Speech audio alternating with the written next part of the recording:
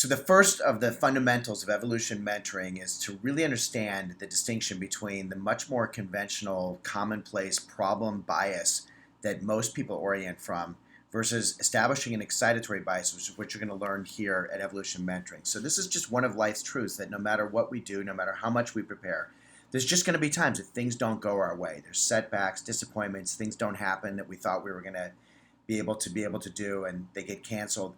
And what happens is when life gets tough, you have to make a choice. How are you going to respond? And very common response people have is to focus on how they feel about it. Feel disappointed, feel sad, feel sorry for themselves, gather together with other people to complain together about how unfair life is. That's not what we do. Evolution mentoring starts from a different bias, which is the excitatory bias, which says when life gets tough, always focus on finding ways forward. Focus on what's positive. Stay positively oriented. So no matter how difficult or how bad the disappointment is, always want to be focused on what is working in your life, what's worked in the past, who are people you know who are effective at doing this thing that you might be able to get advice or guidance from.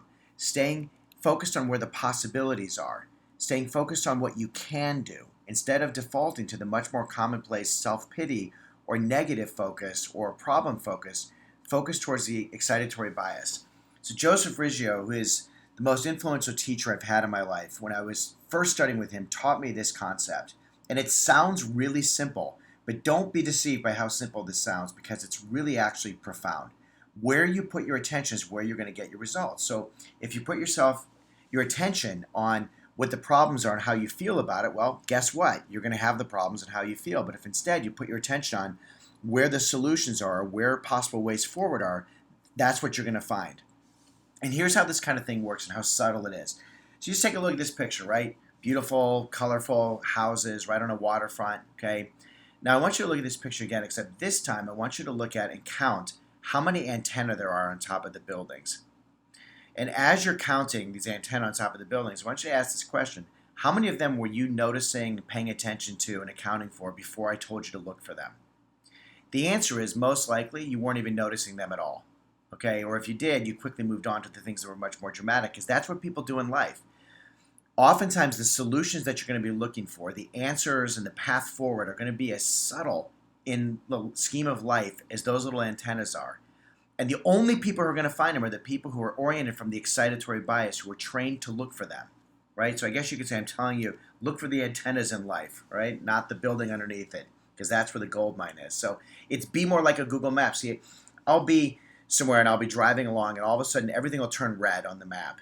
But human beings at that point who typically call their friends up and go, oh yeah, with my luck, typical New York traffic or whatever, we don't want to be like that. Excitatory bias is be like a Google map, which immediately begins looking for alternative routes, other ways you can get there, right?